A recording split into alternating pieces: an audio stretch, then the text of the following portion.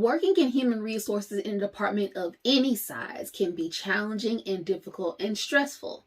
But I argue that working as an HR department of one has its own unique brand of stress level. Hey, this is Brittany, CEO and founder of Talented Teams Consulting, and we are back today with another video. Today we're talking about day 16 of this 30-day series where I'm helping you to build your HR career with intention. Again, the goal of this series is to do three different things. It's to build your credibility, to build your experience, and ultimately to transform your career. Today we're talking about the levels of stress that you have to deal with as an HR department of one and ways that you can effectively manage it. Like I said before, HR in any organization, in any department size is stressful, but when you're working by yourself, you don't have that flexibility, you don't have that buffer, you don't have that community, oftentimes it seems, to really bounce ideas off of, to release to, and so you're doing it all by yourself. And the weight of the role itself is heavy, but when you're doing it by yourself and you're being brought with so many employee issues and you're learning about so many things that your employees are facing, it's a lot that you can carry. Today we're talking about ways that you can effectively manage your stress so that when you leave the workplace, you can still have time and a full cup to deal with your family and your friends. There are a lot of common stressors that HR department professionals deal with in any organization. Oftentimes you might be multitasking, especially if you're in a generalist role as an HR department of one. You're handling benefits and payroll and employee relations and employee development and dealing with safety issues. So you're dealing with so many things. Multitasking is just a part of your job. It's your normal day-to-day work. All those things being put on your plate consistently leads to burnout. And burnout is when you feel like you just cannot do it anymore. Think of it like a candle. When that candle gets lower and lower and lower and lower, you feel burnt out and you feel like you have nothing left to give. But what are some things that you can do before you get to that point where you are burnt out? That's what we're going to be talking about today. One of the first things I think you should always do is make sure you are doing positive self-talk. If you really sit and reflect on the way you talk to yourself when you mess up, when you have something bad that happens, when you forget something, if you're consistently talking bad to yourself, negatively to yourself, that's going to reflect in how you feel, especially when you have those difficult times where you're in a very stressful environment. So be kind to yourself. Figure out ways to lift yourself up. If nothing else you get from this video, just give yourself grace.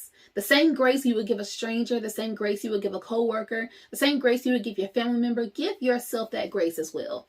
We all know that we're not perfect, and while we might strive for excellence, even those who strive for excellence still are human. You're going to make mistakes. Give yourself that grace and understand that you probably won't make that same mistake again. But don't feel like you are a bad person or that you're bad at your job or that you're not worthy of being nice to. Be as nice to yourself as you are to other people, and you're going to feel a lot better when things do get difficult. The second thing I would do when managing your stress is to always look for the silver lining.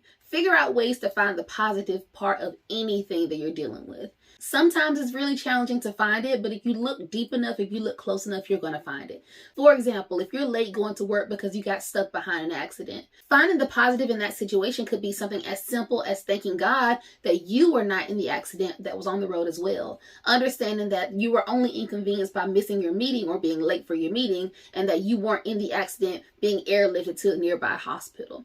Again, you can find the positive situations in everything that you're doing, and even in those difficult situations where you're probably really under the stress. Sometimes you have to find the humor in situations. Not that you're laughing at the situations, but sometimes you gotta laugh through them. Again, figuring out ways to take whatever situation you're going through and putting a positive spin on it, whether it's figuring out something that's funny about it, figuring out a positive thing about it, figuring out a way to turn a negative situation into a positive one. When you're working as an HR department of one, you've got to figure out ways to fill your own cup. You've got to figure out ways to make the day flow by efficiently and effectively. And so by doing these things, talking to yourself well, being positive in your day-to-day activities, you're going to create the environment that you want to have, that you need to have. It's not going to happen on accident. You've got to be super intentional about the environment that you need to create. Being intentional while you're building your HR career is super important. That's the entire goal of this channel, Thriving as an HR Department of One. And if you have not already downloaded my free guide, I invite you to go ahead, pause the video, download that guide, and then come on back. It's how to thrive as an HR Department of One, the 5 things that your HR career demands. It's going to help you to create a blueprint of the 5 areas that you want to make sure that you are building so that you can build your career with intention. Again, just like we're doing these things right now to figure out how to mitigate the stress that you are going to face in your job is inevitable. As you build your career, you want to have that same level of intention. Nothing needs to happen on accident. You need to be very deliberate. You need to be very intentional about the things that you do and about the things that you want to happen within your career and within your life. My last tip for managing your stress is to make sure you have an outlet for that stress, whether that is the way you exercise, whether it's hobbies, whether it's time with your friends and family. You need to always know what it takes, like I said before, to keep your cup full. This goes back to being sure that you're not going to get lost in your work and that you're going to have something to keep your mind on and keep your mind occupied, so that in those moments where it gets really, really difficult, there's something else out there that you enjoy, something else out there that you're looking forward to, something that's not going to consume you as your work can if you allow it to. Being intentional with taking all these steps into consideration is going to serve you so well, because you'll be able to manage your stress more effectively.